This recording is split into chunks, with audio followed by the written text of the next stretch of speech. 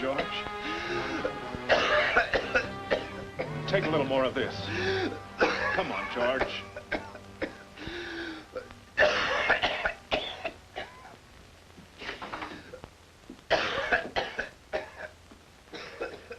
May I use the phone? Go right ahead. How is George? Worse. I'm calling the doctor again, I'm afraid.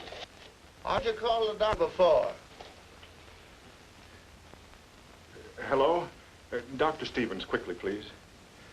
This is Mr. Stark, 239 Adams, Hogan's apartment. What? Well, how soon can he get here? Oh, thank you. Is he coming? Dr. Stevens is on a maternity case, but his wife's already called another doctor. He should be in. Oh, if George had only told us what's been ailing him. We know it's his heart. Oh, once that ticker goes. A fine time for Dr. Stevens to go on a maternity case. I think I'll go and straighten out his bed. Nothing we can do. It's your deal, Craig.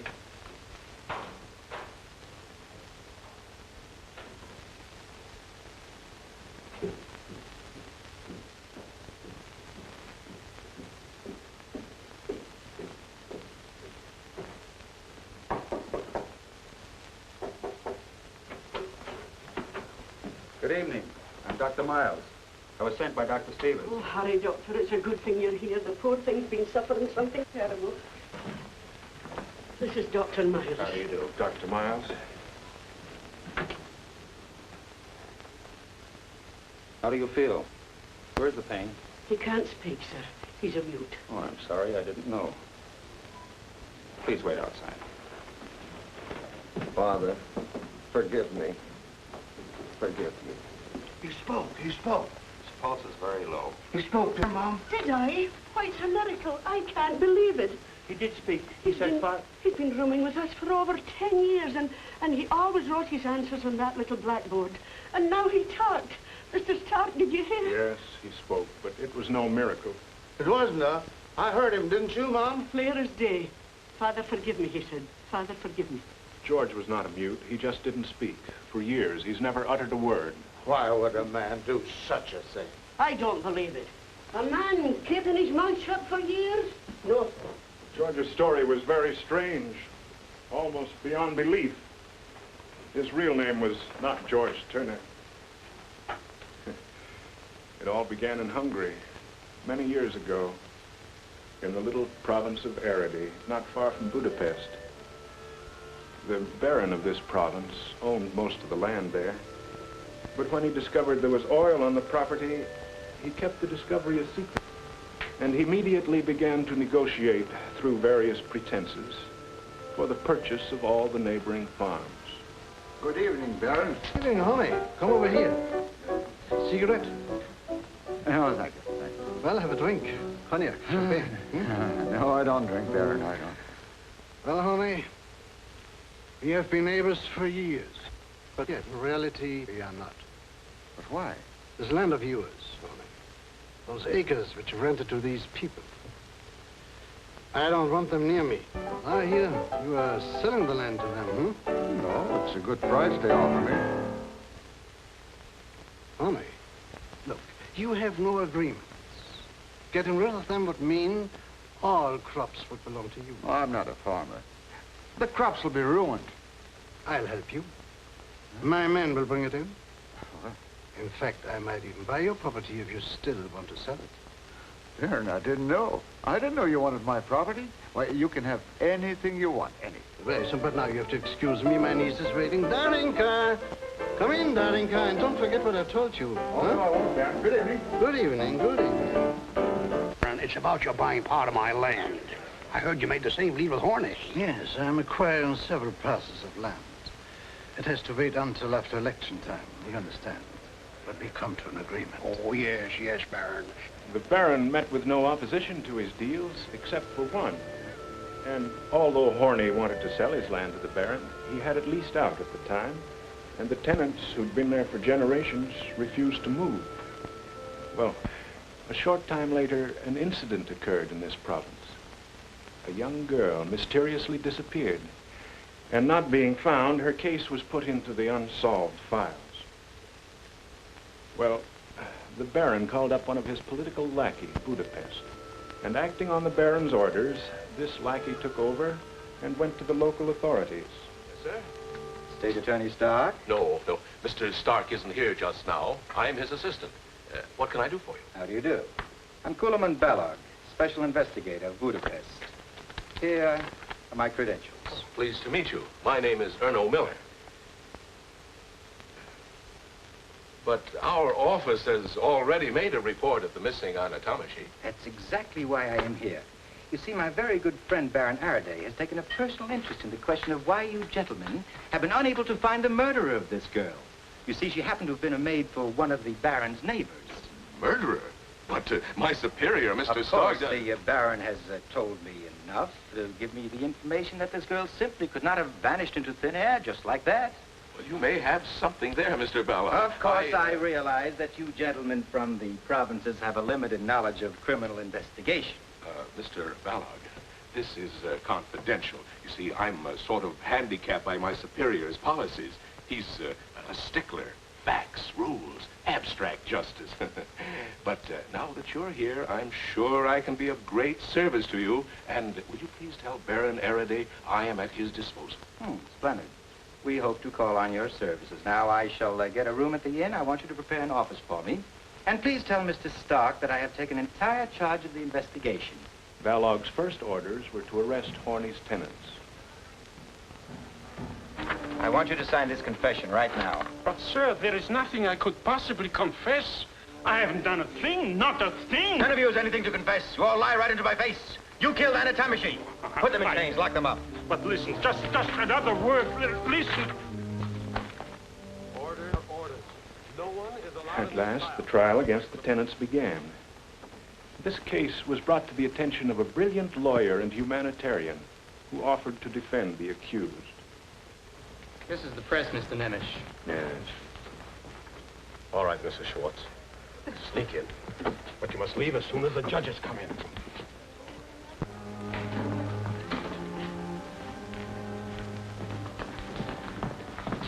Mr. Fisher. Mrs. Schwartz, don't worry. Be all right.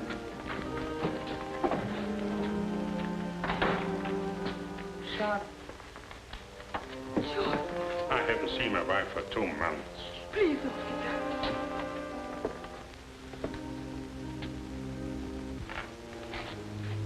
that.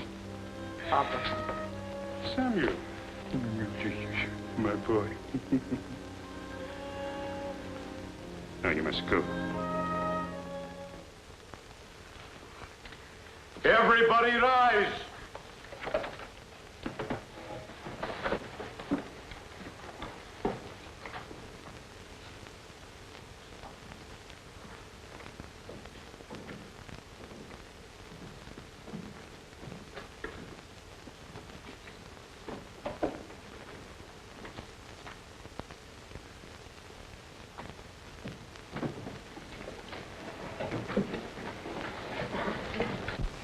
State Attorney, will you read the indictment?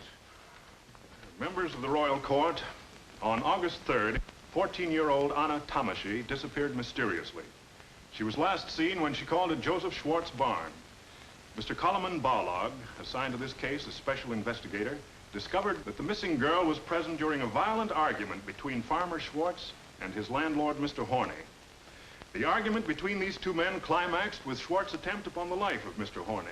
The contention of the state is that Anna was done away with because she was a potential witness against Schwartz, as well as against the other accused who were on the scene and thereby involved. The indictment charges the defendants with the murder of Anna Tomashi. Thank you, Mr. State Attorney.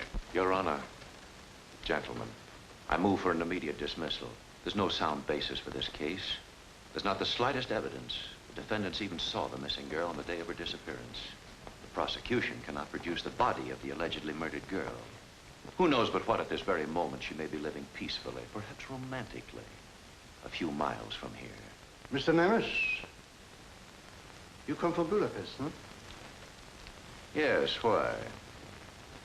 One can easily see that you live in the sophisticated atmosphere of a big city and do not know the pure nature of a country girl. Baron Araday, I'm sure no one will dispute the fact that you are an authority on virtue. Order, gentlemen. Will the court please call the witnesses? Gustav Horney. Gustav Horney, 51, landowner. Mr. Horney, tell us what happened on the evening you called at Mr. Schwartz's house. Well, you see, my wife, she didn't want me to lease our land out any longer, and so Mr. Horney. How long has Schwartz been on your land? Well, you see, his father leased the land to my father. That must have been about 45 years ago. Mr. Horney, tell us what happened the evening you called at Mr. Schwartz's house. Well, you see, my wife, she told me to go and see Schwartz and tell him about our decision. And later, she talked to the other tenants. Well, Schwartz isn't very easy to handle, you know. But I went just the same. Have you had any previous clashes with Schwartz? No. I always kept out of his way. Well, that night I found Schwartz in his barn. When I told him he had to leave, he went for my throat. He almost killed me. That is not true! It is. Why, he was choking me. He almost killed me. You told me to pack and leave at the end of the month, just before harvest. I have to take care of my family during the winter. Quiet. Schwartz was provoked, Your Honor, understandably so. But where is the proof that he wanted to kill Horney? I picked up a pitchfork, and he said, "I see you dead before I leave this land." Why, my wife would be a widow if it wasn't for poor Anna. Why? She just came in then. That's why. He happened to look up, and that gave me a chance to dodge and run out the barn. I ran for my way. As I whipped up my horses, I heard a scream from the barn. When I finally got home, all in cold sweat and all the trembling, I told my wife that Schwartz almost killed me, and that Anna had seen it. She said, "Anna is your witness. When she gets home, take her to the police with you." What happened then? Well, Anna didn't get home. So we began to worry. Then we put two and two together. And then we began to suspect what actually happened to poor Anna. Your Honor, the defense insists the missing girl never came to the barn. Is there anything else you can tell us about this case? Well, that's all, Your Honor. You may go. Thank you. If I may, Mr. State Attorney. Certainly. It's quite clear, Your Honor, that a meeting of the defendants took place in the home of Schwartz, where it was decided to use violence on the landlord so they could stay on the land. Gathering is quite harmless, Your Honor. The question remains, was Anna Tamashi really present at the scene? Can there be any doubt? The testimony of the landlord can hardly be considered reliable when he had such a stake in getting rid of his tenants. Call your next witness. Mrs. Giuliani. Good morning. Good morning.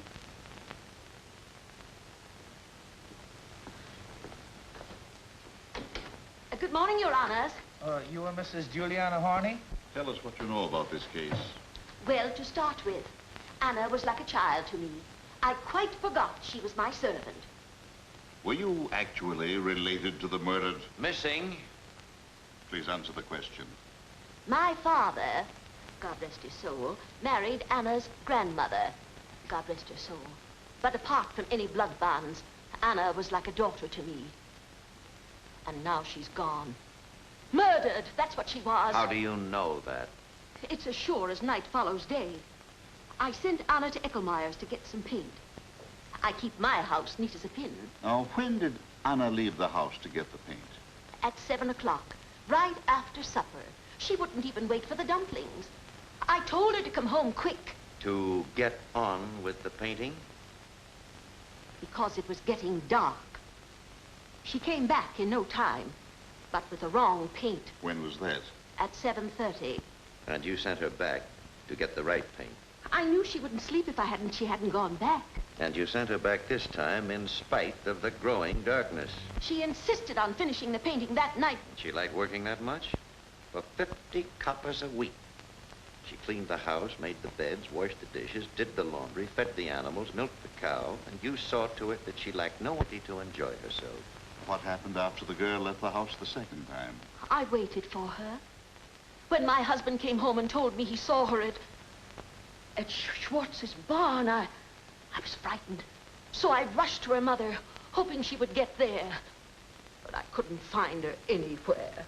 My poor husband had to run for his life, and Anna was there too and saw it. That's why they killed her. Keep them in jail, Your Honor. Mrs. Horney. Any further questions, Mr. Stark? Mr. Nemish? No. You may go. Told the witnesses have been led to believe by certain parties that it is not unlawful to break an oath. Nonsense. As special investigator for this case, I assume that Mr. Nemish is referring to me. I had bigger game in mind. That shall not remain unanswered, Mr. Nemish. Unfortunately, I have to deliver a speech in Parliament. I have to catch a train. Therefore, I ask your honors to be heard at once. Considering the pressing nature of Baron Naraday's official duties, the court has decided to waive procedure. Thank you. Your honors, ever since the murder of Anna Tamashi... Object, Your Honor. There's no proof of murder. Very well, then, Mr. Nemish. Ever since the disappearance of Anna Tamashi. Ever since my own good, kind neighbors came to me with their suspicions growing ever stronger and stronger. Ever since this tragic, shattered ghost that was once Anna's happy mother came to me and begged me with tears in eyes for justice. And then, my good friend, the special investigator, presented to me fact after fact of damning evidence. Then I knew, beyond any possible shadow of doubt, that here was the most dreadful murder ever committed in cold blood. Baron, have you any material evidence to offer concerning this case? Nothing beyond the conclusive findings of the special investigator. Any further questions? What for? Your Honor, this witness has no real evidence to offer. Thank you, Your Honor. Call your next witness. Will Your Honor please call witness Andreas Molnar? Molnar. Perhaps.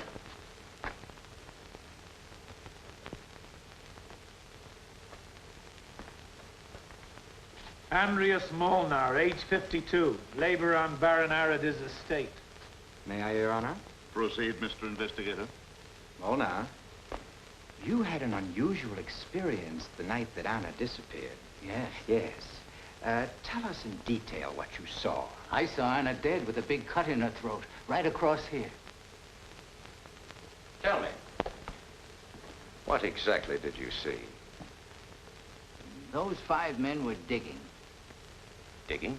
Where was this? In the backyard of Schwartz's house. I knew what they were digging from what I heard at the inn. What did you hear at the inn? What everybody else did. Mr. Horney come in and said, I bet my last copper those 5 men killed Anna in Schwartz's barn because she was a witness for me. And that makes you sure they were digging a grave for Anna? Yes. Didn't the prosecution investigate Molnar's story and dig up the body? Naturally, we investigated Molnar's story, and we found evidence of freshly dug earth behind the barn. But the defendants must have gotten wind that we were on their trail, so they dug up the body and buried it elsewhere. You admit you let these defendants get the best of you? Why, Mr. Bellow?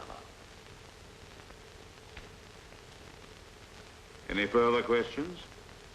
No, Your Honor. Witness dismissed. Your Honor, request that the missing girl's mother be called, Mrs. Maria Tamashi. Maria Tamashi.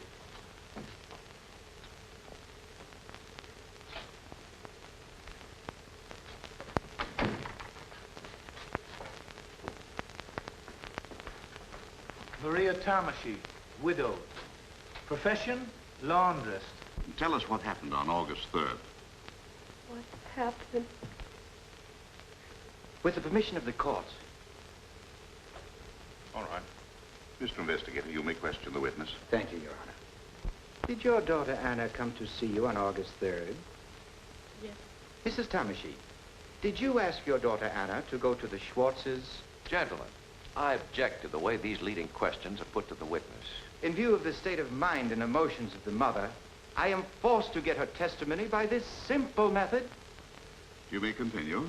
You asked your daughter Anna to stop off at the Schwartzes and tell them that you were to be unable to come and help Mrs. Schwartz the next day. Yes. And your daughter was 14 when she disappeared? Yes. 14. How old was she when you first sent her out to work? 11. You mean to say your daughter was only 11 years old when she first started to work? I worked when I was 8. Did she ever complain that Mrs. Horney had treated her badly? Mrs. Horney has clearly stated her relationship with the missing girl. You've heard Mrs. Horney state that she considered the missing girl as her daughter. When did you first learn that your daughter had disappeared? I don't know. Mrs. Tamashine, what did you tell me you knew happened to your daughter? Anna was killed. How do you happen to know that? I saw it. You mean to say you were present when your daughter was killed? She had her head cut off. I saw it in my dream. Gentlemen, for the record and for your particular attention, please note that this witness has just testified under oath that she saw her daughter killed in a dream. Any further questions? No. No questions. Mrs. Townshend, that is all. Doctor, Will you help the witness, please?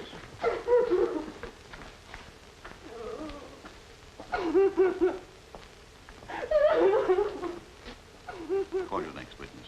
Clara Thomasine.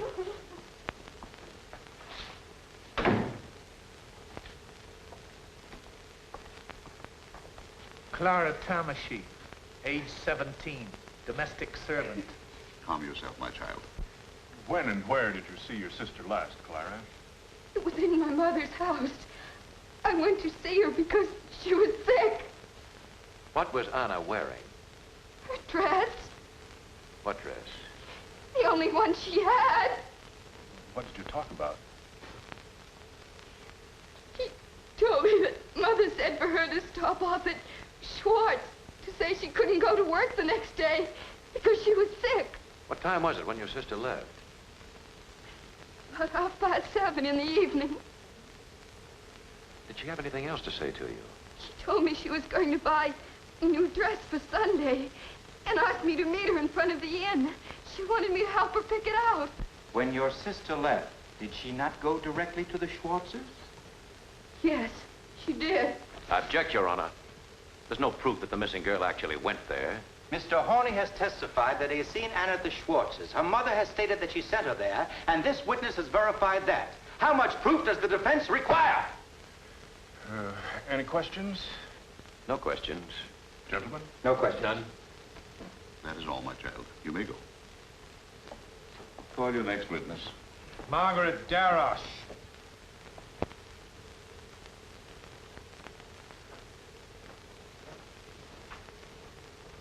Margaret Darroch, age 17. You are the daughter of Dr. Darroch? Yes, Your Honor. Miss Darroch, you do not live far from the Schwartzes. Not far. Tell us what you particularly noticed on the evening of August 3rd. I was about to close the shutters of my room when I heard a distant scream. And where did that scream come from? From the direction of Schwartz's barn. What else did you notice? The scream was followed by a choked crying. Miss Darroch, couldn't it have been an animal? No, it was a girl. Do you have that, gentlemen? I want the records to show that Miss Margaret Darroch on the evening of August 3rd heard a girl crying, screaming, choking, and that these sounds came from the direction of the Schwartz farm. Just how far is Schwartz's barn from your home? About a 5-minute walk. It's too vague, Miss Darroch. Would you say it was half a mile? Not quite. You mean you could distinguish clearly the cry of a girl from that far away? I found out later I was correct. How so? Someone else heard it, too, and told me. Who told you? Mr. Investigator, it would be advisable for you to produce the witness for the prosecution. Mr. Ballog, can you produce this witness? I think I can produce the witness to confirm Miss Darroch's statement with the court's permission.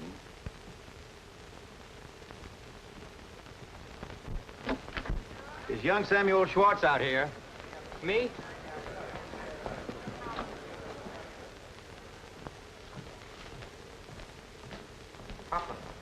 Samuel, take off your hat. What is he doing here? You are the son of Joseph Schwartz. Yes. How old are you, Samuel? I was 14 on the 24th of June. Samuel, did you not tell Daroche that you heard a girl scream on August 3rd? No. No, I didn't. Is that your answer? Remember, you want the truth. I object, Your Honor. This boy has been questioned time and time again. His various testimonies are in the record. Very well, then. Miss Daroche, according to this young man's testimony, it is you who have lied. You're under oath and can be punished. Miss Margaret never lies. All I told her was that I saw Anna in the barn. Samuel, they're using this girl to trap you. Don't lie. My son is not lying. It's true. Anna did come to the barn while the landlord was there. Joseph, what are you saying? You never told us that. Why did you conceal that from your attorneys? Schwartz, did you commit this crime? I haven't committed any crime. As for the others, they didn't even see the girl. Here it is. This man has as good as confessed, but he is trying to cover up for the others. Schwartz, tell me here and now, why did you conceal the fact that Anna did come to the barn? I took one look at my sick wife, and I was afraid to see it. Samuel, we now know that Anna was in the barn. Now, why not admit that you actually heard the girl scream, as Miss Daroche said? But I didn't hear it. If you did, I don't ever want to see you again. Well, Mr. Balog, you can't sway this boy to lie in spite of the pressure that's been brought to bear on him. His adolescence, and all your charms, Miss Daroche. Gentlemen.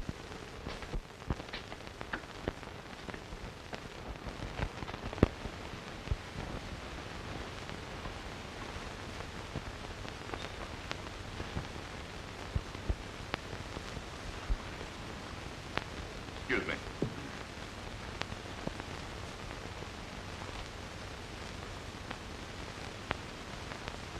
Gentlemen, this police sergeant reports the finding of a female corpse in the river, which may well have some connection with this case.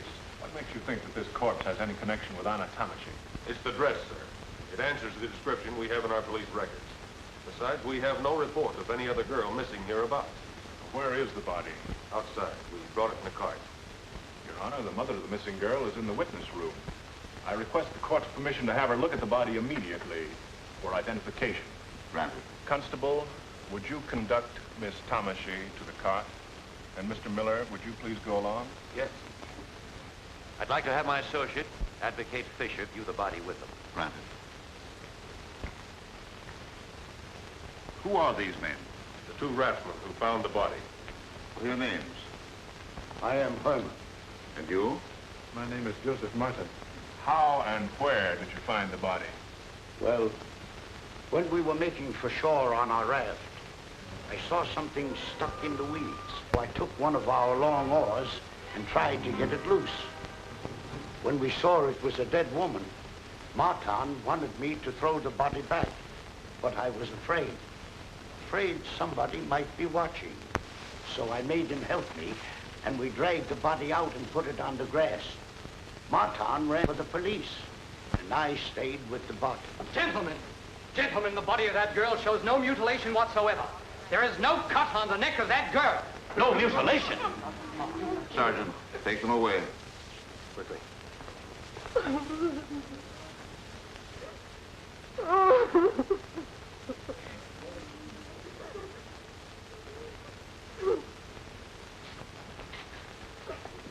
Mrs. Tamashi, was that your daughter? Yes. My poor Anna, my child. It's her dress. It's her dress. Your Honor, the mother has positively identified the body as that of her missing daughter, Anna. It's been put on record that the murdered girl was killed with a cut across the throat. Precisely. Therefore, gentlemen, this cannot possibly be the corpse of the girl we are looking for. Isn't it possible, Mr. Balog, that your witness, Molnar, has lied? Your Honor, this mother's positive identification speaks for itself. Your Honor, Mrs. Tamashi is obviously demented. My superior, Mr. Sark, has formed his own conclusion. But the state could not accept her identification as positive. She's not of sound mind. This whole procedure must be stricken from the record. The body has been identified by a mother, and the dress... It's generally known that Mrs. Tomashy has accepted the sight and presence of any girl as that of her own daughter. It's understandable what she would have said when she saw the body of a girl clad in a dress like the one her murdered daughter wore. Gentlemen of the prosecution, is this another maneuver of yours to further persecute these innocent men? I move that we recess immediately. The investigation will discredit any and all... The charge of murder against these defendants has collapsed like a prick balloon. I move that we absolve these men of the charges as they appear in the indictment. Surely more concrete evidence, more positive assurance to satisfy our courts are in order. Excuse me, gentlemen.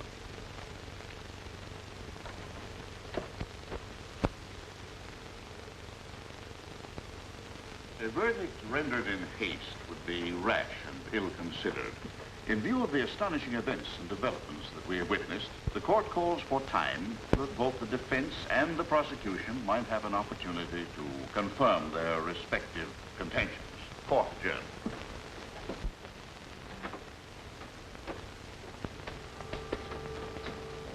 My sympathies and convictions with Nemish and the defense. Your members of the Royal Court, as this trial resumes, I find it necessary to tender my resignation with profound regret and with the most vigorous protest against what has become a travesty of justice. But one thing, I will use all of my influence to prevent any further use of your service in public office. Baron Arady, I knew that you would say just that. I realize that my resignation will be held by him and his party. However, let me hasten to add, were it not for the legal impossibilities which bar me, I would be seated at that table with the defense. Mr. Stark, this is very irregular. Your resignation will have to be reported to the Ministry of Justice. I submit that you do so without delay. Mr. Miller, will you assume the duties of the prosecution? Yes, thank you, Your Honor. Mr. Stark, you have my deepest respect. God be with you. Good luck, Mr. Nemish.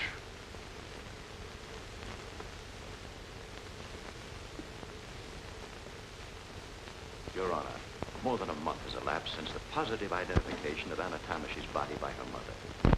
Our laws prescribe a quick execution of the guilty, not a slow killing of the innocent. Innocent? The defense is asking for the acquittal of these killers. I owe material. Your Honors, here is the evidence of an incredible conspiracy to thwart justice. The investigator has any new evidence. I demand that it be produced here in the flesh, not by means of these documents. I was trying to save Your Honor's time. However, we anticipated that counsel for the defense would prove obstinate. So we have our witnesses right here. May I suggest that we first call Dr. Darroch of Tanavar, general practitioner? If any new witnesses are to be called, I demand that we pick up where we left off. The defense would like to have Mrs. Maria Tomashy repeat her last statement. I would like you to decide for yourself, Mr. Nemish, if you wish to have her called. In fact, that's why we're calling on Dr. Darroch. Call Dr. Darroch. Good afternoon, Your Honors. Dr. Darroch, you are the only resident physician of Tanavar, and I assume your practice embraces the entire community? It does. Tell us what happened to Mrs. Tomashy. She is suffering from delusions and is thoroughly incompetent. She is now confined to a mental institution, which I recommend. Just when did you find her to be mentally ill? Since the very day her daughter It's obvious, Your Honor, only too obvious.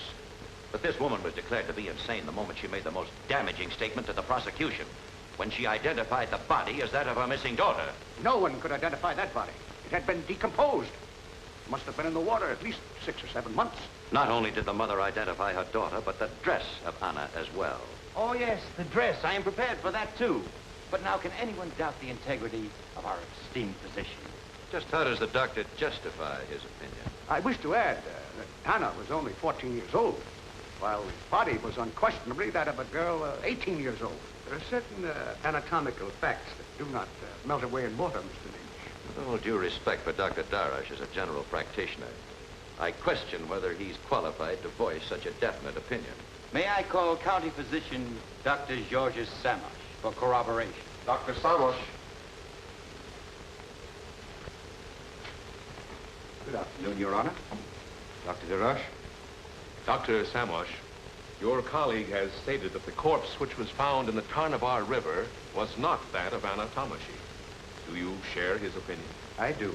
Doctor, Did you know the missing anatomically? Not personally. You never saw her, and yet you say this body cannot be hers. I know my medicine as well as you know your law. There is no question that the dead girl had ever done any hard physical work. Furthermore, I should judge the corpse to be that of a woman in her 20s, fully matured. Your colleague has just told us the body was that of an 18-year-old girl. If my colleague estimates 20 years, I naturally bow to his superior knowledge. When a corpse has been in the water for 3 or 4 months, it's really quite difficult to establish the exact age. The anatomical... Gentlemen don't agree here either. I want to emphasize that Dr. Samosh has stated that the body was that of a person belonging to the better classes, and that, in his opinion, the body was also that of a mature woman. Pick the best from each witness and discard the contradictions. A very convenient method. Differences? How can a mother's sure knowledge be dismissed by any professional assumption? Any further questions? No, no questions. Thank you, gentlemen. Now I see what has taken place during this adjournment. But, gentlemen, the bodies of young ladies don't float up and down the river. Whose body is it, if not Anatomic's? Does it not occur to Mr. Namish that the body might have been stolen by an accomplice from the morgue in Budapest or from the cemetery? Baron Araday. Your personal interest in this case needs to be exposed. Gentlemen. You'll hear the rest of it, Baron. I don't put up with slander. Whatever these people have accumulated, whatever seeds they've sown by their sweat and labor will be picked up for a song. What loot? Hireling for these murderers. For the record, my colleague, Mr. Carl Nemish, has volunteered his services in this case without any compensation whatsoever. Order, gentlemen. This is not getting us anywhere. I restrain you from any further disturbance of this sort. Mr. Miller, will you continue? I propose, Your Honor, that the state be allowed to call the rest of the witnesses. Granted. Constable, call Rassman, Herman, and Martin.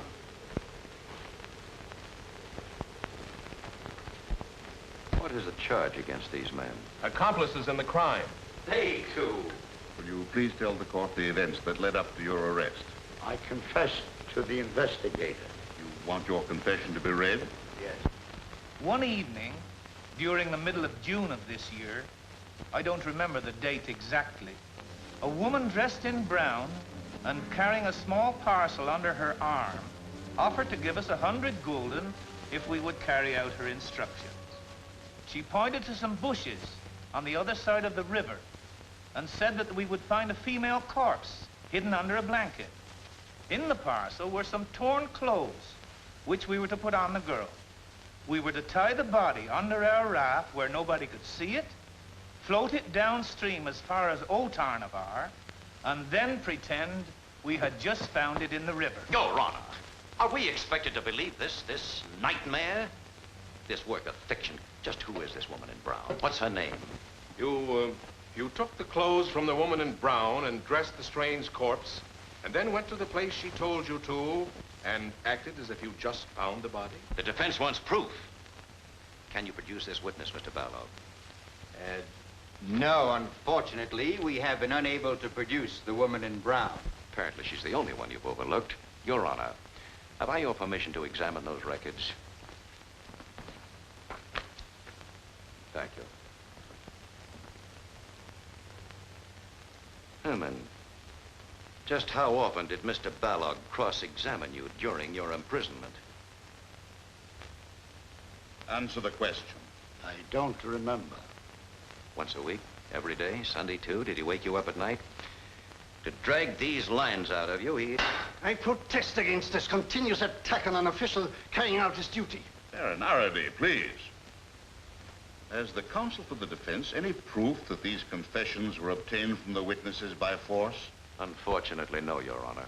Until this woman can be produced here in court, I demand in the interest of justice that this case be adjourned. I cannot favor any further loss of time in this trial. Will the investigator use every means in his power to bring this woman into court? Certainly, Your Honor. The court will proceed with the evidence. Any further questions? No questions. No questions. Take them away.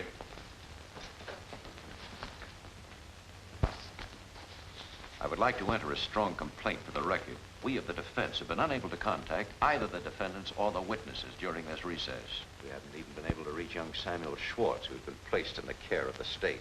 Is it the practice of the prosecution to hold witnesses incommunicado? Very well, Mr. Nemish. Young Samuel Schwartz is here now in my office. You wish to call him? I most certainly do. With permission of the court. Please call Samuel Schwartz. Mr. Bell, do you explain why you kept this boy isolated? We had good reason to keep him in the care of the state. You see, one never knows what might happen to this boy. He could have been intimidated.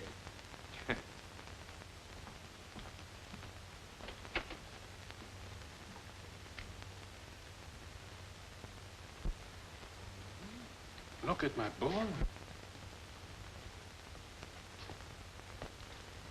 Your Honor, Samuel Schwartz is here in the capacity of a witness for the state. The court must warn Samuel that the law cannot force him to testify against his father. Oh, there's no need for that, Your Honor. You have before you his sworn statement, which the prosecution would like to have read. Mr. Investigator, will you read this statement, please? This is the sworn statement of Samuel Schwartz as given to me, and I quote, "On the evening of August 3rd, just before 8 o'clock, I saw Anna Tomashi enter my father's barn. Our landlord, Mr. Horney, and my father had a heated argument.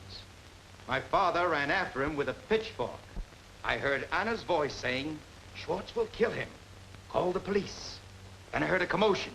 I looked through the keyhole. There was only one lantern lit inside the barn, so I could not distinguish who said, 'She's a witness for the landlord. We will all be in trouble.' I could see another one take this sickle. He cornered Anna and cut her throat, and I saw the blood flow down her neck. She was dead." Son, did you say that? Samuel, you will repeat here now. Papa wasn't there when the girl was killed. That is correct. You testified that your father was outside chasing Mr. Horney while the others committed the murder. Your Honor, I will prepare a motion to remove Schwartz's name from the indictment for murder. However, we will detain him temporarily for complicity in the crime. With the court's permission, I'd like to question the witness. Granted.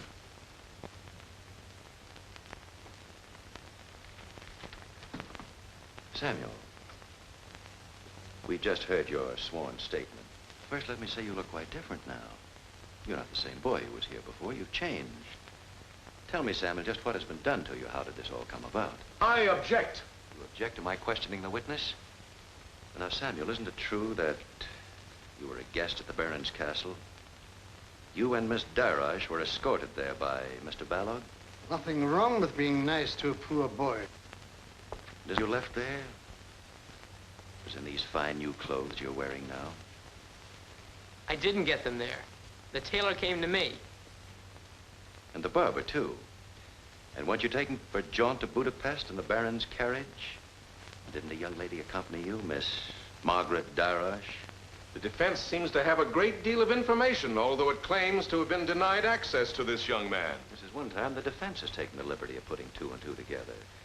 And as for this record, there it is, gentlemen, just a blank piece of paper.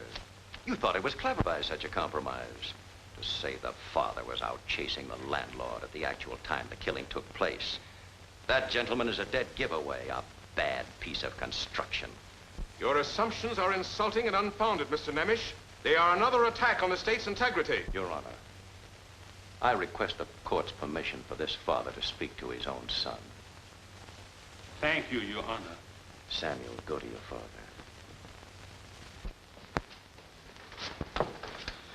The others couldn't have killed Anna. The only one who saw the girl was I, so if you say a murder was committed in our barn, you are only accusing your father. But, Papa, you didn't kill her. Of course I didn't. And neither did they. Look at your father. See, I haven't told the truth.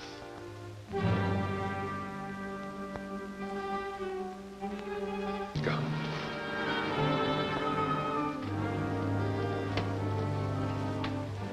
He couldn't have changed that way by himself. You have done this to him. You have made him a rotten traitor, a dreadful sinner. Keep your There's man is insane.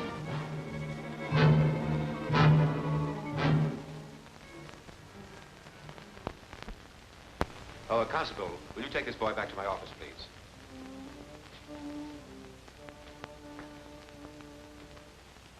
Your Honor, we of the defense could not have anticipated the unprincipled tactics of the prosecution. Consequently, we've been forced to improvise our defense from moment to moment. This case has become both tragic and ridiculous. The only hope of helping the accused was to discredit the testimony of every witness called by Balog. Professor Barr from the University of Budapest readily agreed to testify.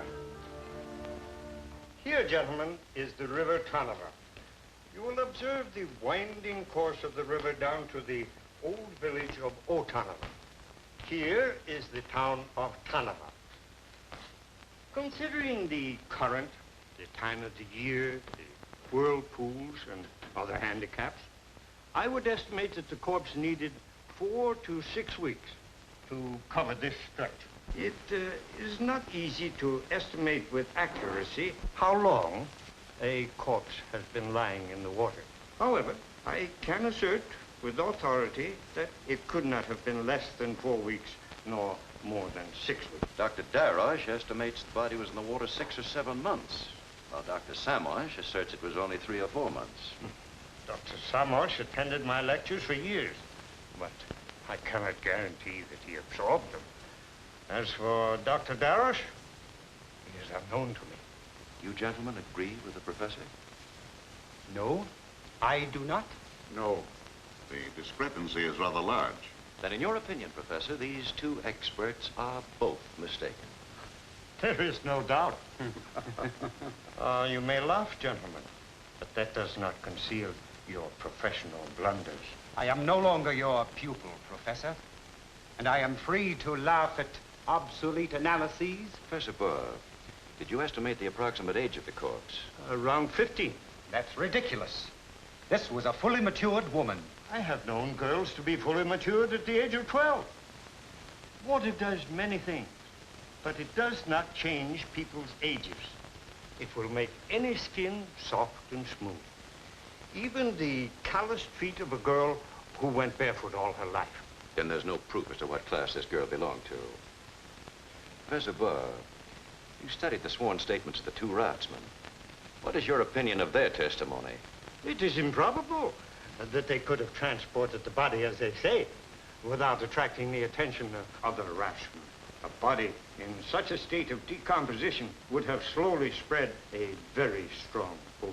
Professor Barr, you are employed at the University of Budapest? I am. Lately, your appearances in court have been largely in behalf of an insurance company, the Hungarian... Insurance companies frequently need expert medical analyses.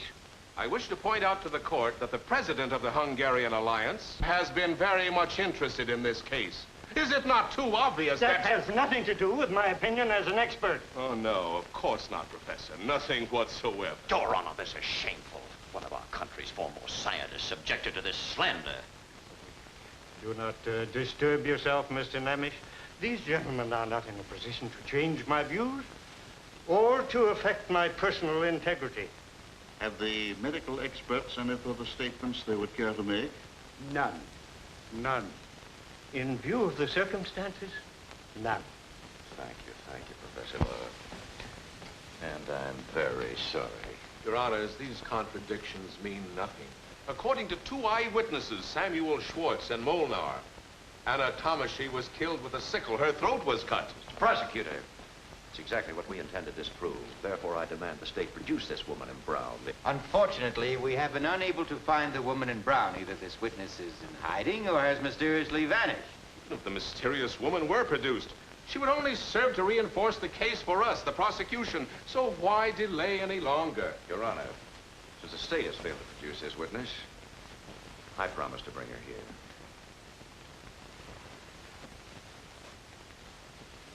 The defense has promised to produce a witness who could not be found by the state. This is another forgery in the network of lies which has been exhibited. A most ingenious house of cards, topped by that decked out in Anna's clothes. And the so-called medical expert coming down from the capital city, trying to throw the dust of his pretended learning in your eyes. While on the other hand, the state has offered many witnesses to testify in an unpretentious way, as simple, well-meaning people do. Mr. Prosecutor, I must interrupt, and I request the court's attention. We have here a new witness who awaits immediate examination. You are too late, Mr. Nemish. This case is not closed, Mr. Prosecutor. Your Honor, it's important this woman be heard at once. I insist that... You insist? I shall be forced to resign, Your Honor, together with my colleague with the defense at this last hour if our motion is rejected. Let them resign. The court does not wish to deprive the defendants of the benefit of counsel. Bring the witness in, Mr. Fisher.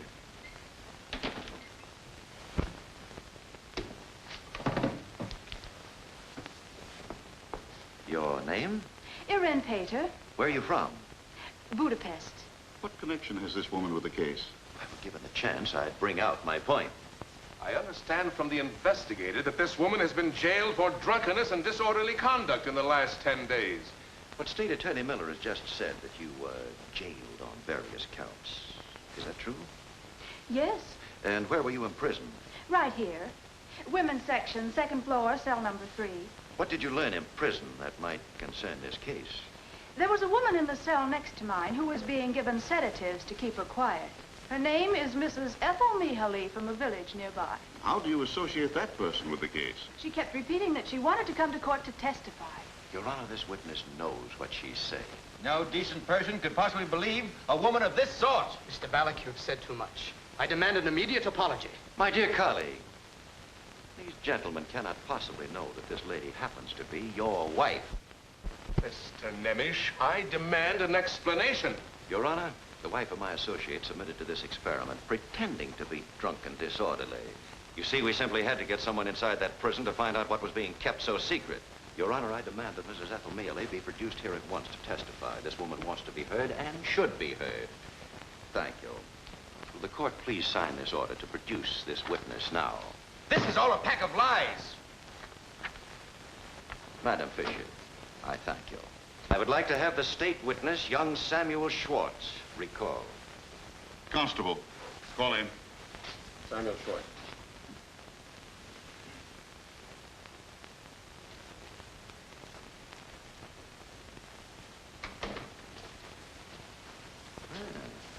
Samuel, on December 5th, you described in detail the actual murder of Anna Tamashi.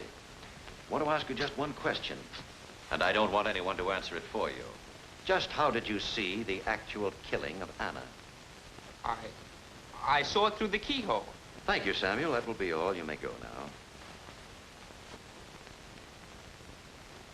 Your Honor, you've heard the witness repeat that he witnessed the crime through a keyhole in the barn door. Gentlemen, there's only one door in that barn, and there's nothing in that door that faintly resembles a keyhole. That's a lie. Mr. Schwartz, you've stated you built that barn yourself. Was there a keyhole in that door? No, there was no keyhole. Your Honor, we now have proof that young Samuel Schwartz has been lying. Come here, Mrs. Mihaly. Step right up. Gentlemen, please note the brown dress. Mrs. Mihaly, where are you from? Oh, Tanavar. And when were you arrested? On December 8th. What has this to do with the case? Please don't be cross with me, mister. They all shouted me. But it was Dr. Barroza who first told me the story. What story? They were looking for a woman in this dress from Otanavar. A woman who had given a package to 2 raftsmen. The doctor told me to keep my brown dress on and to report to the investigator. When I came, he told me I had no business coming to him without a summons, and that man arrested me. That's a lie. Mrs. Mihaly, did you know the 2 raftsmen, Herman and Martin? Yes. And did you give them 100 gulden? When did I ever have 100 gulden? Did you give these 2 men a package containing a woman's clothes? A woman's clothes? Oh, no. They give me their clothes to mend for a few coppers every time they go up the river. Then I meet them on the shore on their way back. Exactly what did you give them last time? A jacket and 2 shirts. Then it's not true you gave them a package containing anything belonging to the missing Anna Tamashi. No. Gentlemen, the woman in brown has just testified that she did not give any of Anna's clothes to the 2 raftsmen. Thank you, Mrs. Mihaly. You are no longer in custody. You are free to go anytime you choose. Constable? I shall forgo the pleasure of discrediting your 2 raftsmen and bringing to light the methods used by the state to procure all their testimonies. Let me recall the absurd testimony of the grieving mother, who dreamed she saw her daughter slaughtered by these defendants. That dream, gentlemen, we've discovered was inspired by a gypsy woman to read the cards for this poor woman and make her believe the preposterous story which ignited the entire case against these defendants. And when she testified against you, you took this simple, gullible woman, declared her to be incompetent, insane. My mother isn't crazy. She'll die. It will be my fault, too. Why? Why will it be your fault? I could have saved Anna. I saw her a second time that night. I met her in front of the inn. She came running along the street. She was crying and sobbing. Why was she crying? Why? She did not get the money for the new dress from Mrs. Horney because she got the wrong paint, and Mrs. Horney beat her. Do you remember what time it was? Yes. It was the time we planned to meet. 8 o'clock. 8 o'clock. In the testimony of young Samuel Schwartz, he stated he saw Anna Tamashi murdered in his father's barn at exactly 8 o'clock. States she saw her sister alive and well and in the village at precisely that same hour. Nobody killed her. Anna ran for the river, and I saw her jump over the bridge. Why didn't you call for help? I was always jealous of her. She had that appointment for Sunday. What appointment? I can't tell, but she wanted that dress to look more beautiful. You must tell us, my dear. You must. I can't. I can't. Did someone warn you not to tell us? Who warned you not to tell us? It was the investigator. That's not true! Yes, it is. You told me not to say it was His Excellency the Baron. He was going there to take piano lessons. Baron Araday. This trial has become an outrage. Your title does not permit you to... I'll have you off this bench before you know it.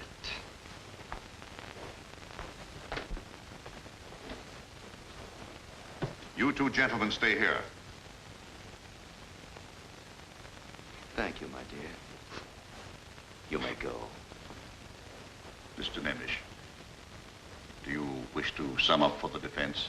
Yes, thank you. There are people living among us today who seem to belong in the Dark Ages. Men whose ambition to rise in the world is so great they'll shirk at nothing.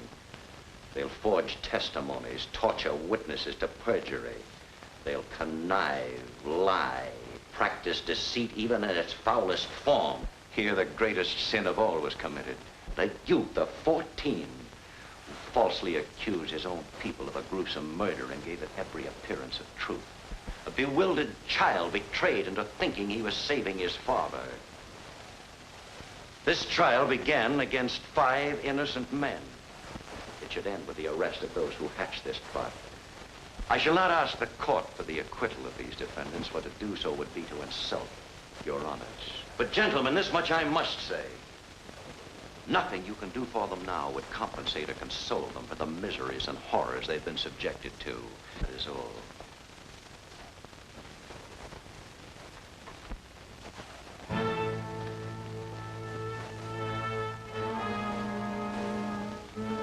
In the name of His Apostolic Majesty, the King of Hungary, this court pronounces the 5 defendants acquitted of all charges. The case against them dismissed. They're free to leave at any time. Court adjourned.